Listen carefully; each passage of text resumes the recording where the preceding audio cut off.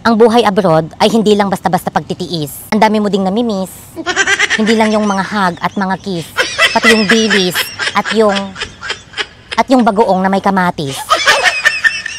Alam ba ninyo na dito sa Israel na-discover ang cherry tomato?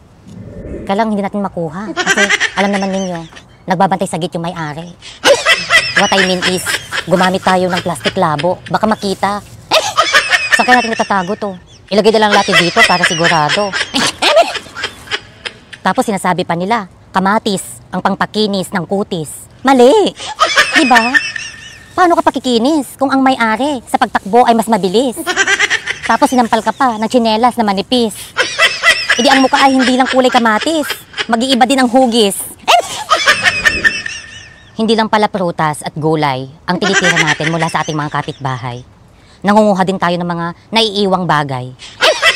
Nandito pala tayo sa lugar kung saan nilalagay yung mga bagay na pinagsawaan at iniwan. Pero feeling ko, sa lahat ng mga pinagsawaan at iniwan, ito ay may pakinabang. Mapapasabi ka talaga ng sawadi kap, susong walang kap. Kaya pag natanggal ang talukap, ang suso ay sumayad.